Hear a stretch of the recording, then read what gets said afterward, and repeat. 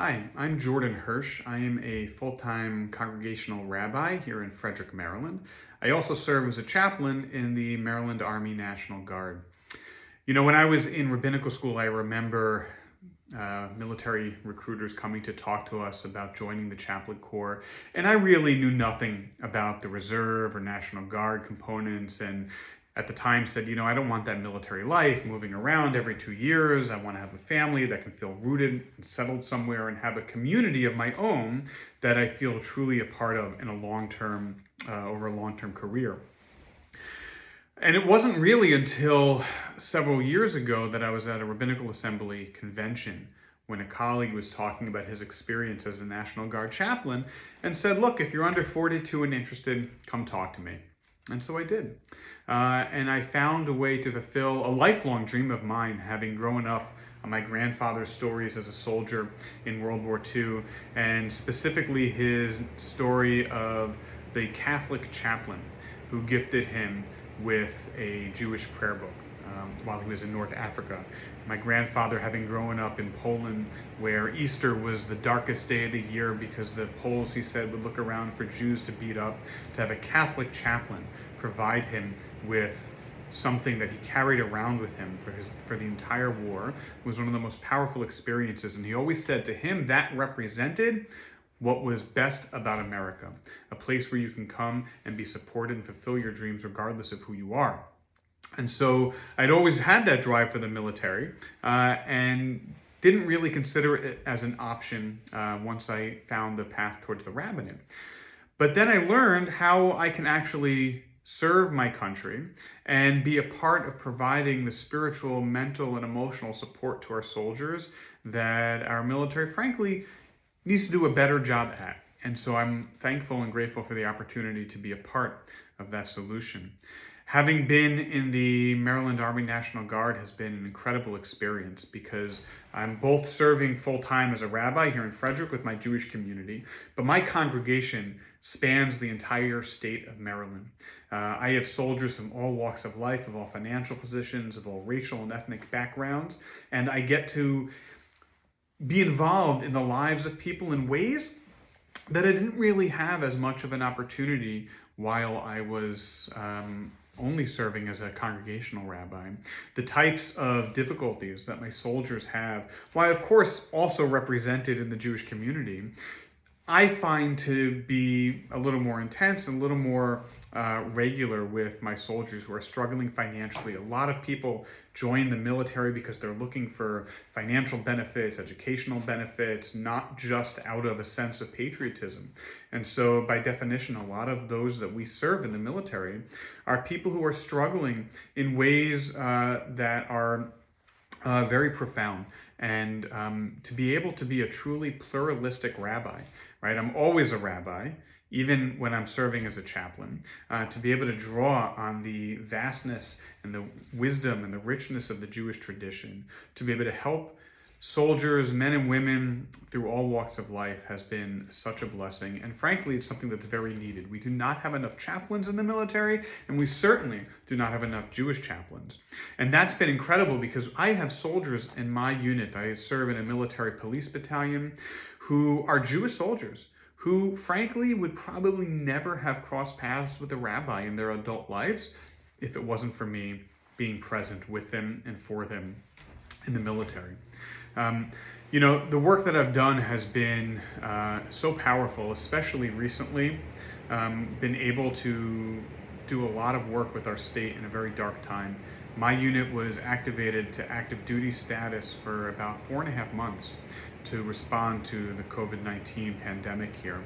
We were setting up field hospitals outside of our city hospitals, preparing for overflow of the emergency rooms and the ICU units. We were setting up, creating and doing security at a variety of testing sites around the state. And very powerfully, as many people were hit and devastated economically, we were doing a series of food distribution missions all across the state, providing food to those in need. And it was an incredibly humbling and moving experience. And I'll tell you, just the most powerful experience I've had in my rabbinate as a whole came as we were staged outside the city of Baltimore as the protests started to heat up in response to the Black Lives Matter movement here all around the country. And we, as a military police battalion, were some of those tasks with preparing to go into the city. Thank God we didn't, and we weren't asked to.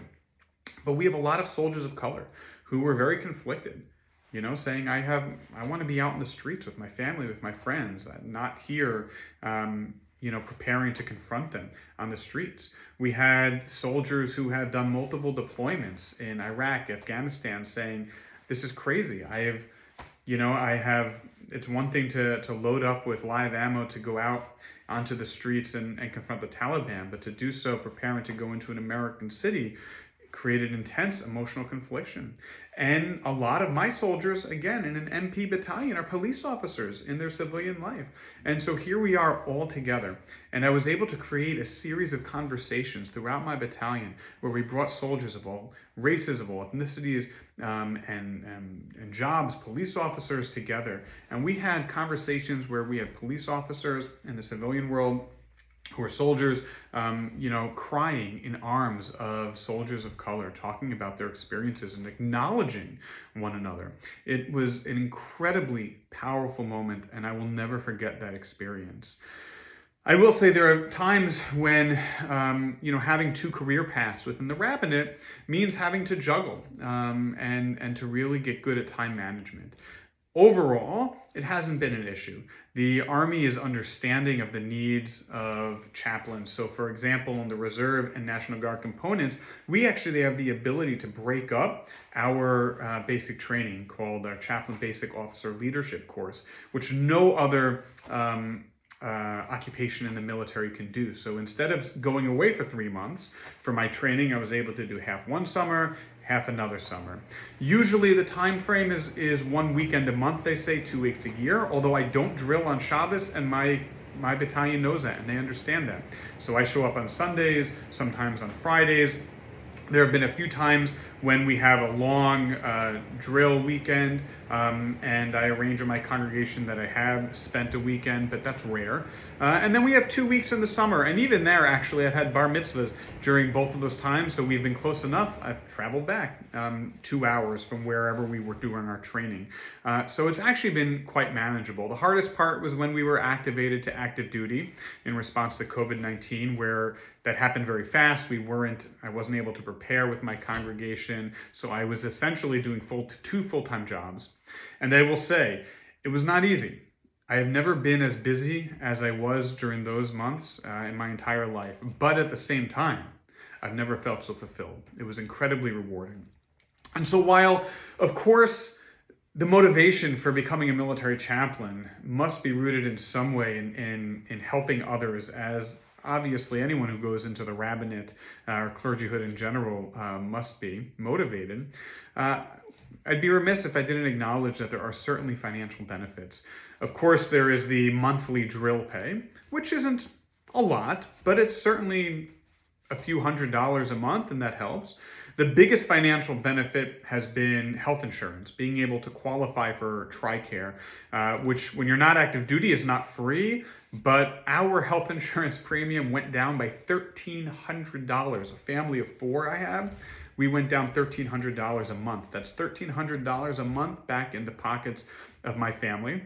And of course, you earn retirement. When you serve for 20 years, you end up with retirement, which again, isn't going to be enough to live on, but it's enough to help. As one colleague of ours told me, it's enough that he's able to take a vacation with his family every year now that he's retired.